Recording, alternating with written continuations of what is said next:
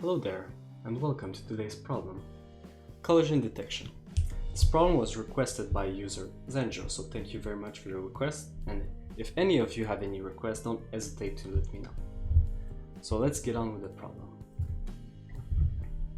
Given a list of endpoints representing a polygon and x and y, determine if xy lies inside this polygon or on the boundary. You can assume that these points are given in order, that is, you can construct the polygon by connecting point 1 to point 2, point 2 to point 3, and so on, finally looping around to connect point 10 to point 1. Sounds intimidating, right? Like if you don't have any idea how to approach this problem, it can be pretty scary. But I read about a few algorithms, and there are a few, but we will be covering only one today. So the algorithm we're going to cover is called either the line sweep algorithm or the ray tracing algorithm. And it goes as follows. So from your point you're trying to test if it's inside the polygon, you draw a line going from the point to left infinity on the y-axis. And then you count the number of segments it intersects with. If the number of segments is odd, it means you are inside the polygon, and if it's even, it means you are outside. Take my word for it, because I can't prove it, but the math gods did. So the only thing we can do is try our best to implement it correctly, and it will work.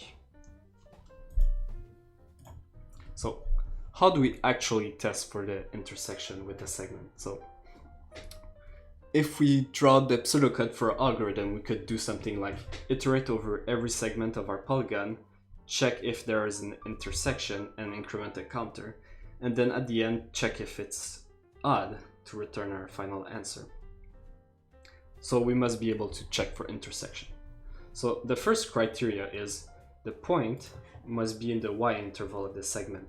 So it means that here you can see the point is between the minimal y value for a segment and the y max. Because if it's outside, we're just gonna go next to the segment, so there's no purpose in testing for intersection.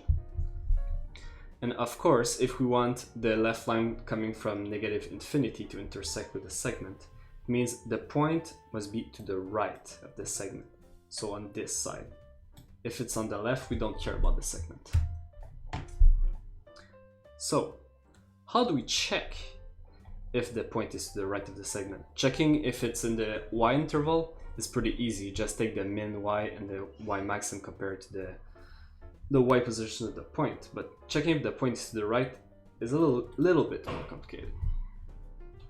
So to do that, we must check the x position of the segment when the segment is at the height of the point.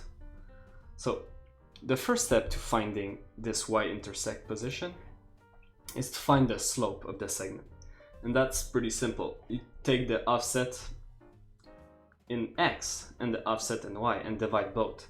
And you'll see how much of x you gain for each point of y. So now that we have the slope, we must find the y position of the plane.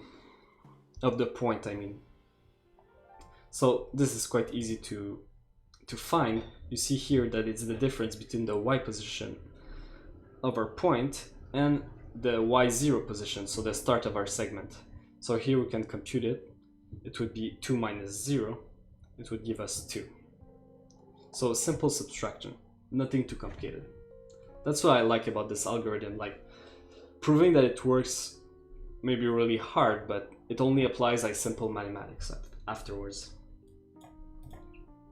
Okay, so now we have the slope, which we can call dx over dy. We have the y position of our point, which we can call dy. And we have the x0, which denotes the x offset at which the segment starts. So if we do dy times dx dy, we can cut off the dy's and we're left with the dx here, this one here. So we can cut this off like this, and then we just need to add the x position of the start of the segment. and we're gonna get the x-intercept. So here it is with the values given in the example above, and it gives us an answer of 2 for the x-intersect. So now we check the x position of our point, which is 4 in this example, and it is greater than the x-intersect, so it means we have an intersection with the segment. So we would either increment a counter or flip a boolean for our answer each time this happens. So another thing I want to point out is what happens if we're exactly in between two segments, because that's a pretty important edge case to consider. Like, let's say we have a segment here, here, and like it makes a diamond like this, and our point is exactly in the middle, like here. So when we draw a line, it goes exactly in between. So if we check that we intersect with both segments, they will both return true, and it will increment our counter by 2, so it would be even, which means that we are outside our polygon, which obviously is false in this case. So remember when we checked if the point is between the y interval for our segment. So one thing we have to do is, if we return here, is when we compare the interval, we put a less than sign for one bound and a less than or equal sign for the other bound. So if we're exactly on the bound, it will only be considered for one segment and not both. You'll see what it means when we look at the code, which we'll do right now. Alright, so we have a loop here that basically iterates over every segment. Here we get the starting point of the segment, and here the next point of our segment.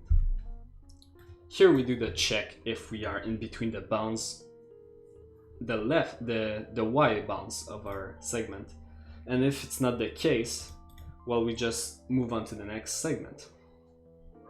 So assuming we are within the y interval, we compute the slope like we mentioned earlier, compute the y position of the intersection, and the x position. So one extra check you have to do is, what happens if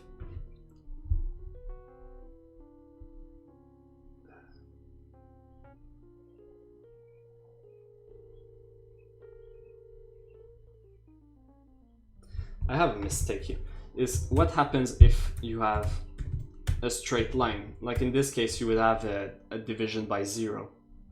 So if that happens, you just want to return the x position of the start of the segment, and you'll be fine. Like otherwise, you apply the formula that we determined earlier. Okay. So once we have the x position of our intersection, we can check if it's similar to that value. So here we're doing float comparison, so there may be some inaccuracies, so we can use a function isClose.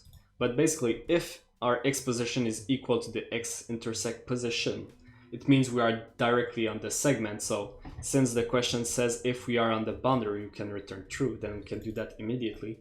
Otherwise, we toggle our answer if our infinite line intersects with the x-intersect, I mean. And that should be good. Let me know in the comments if you have any questions. Don't forget to subscribe, and see you next time. Bye bye.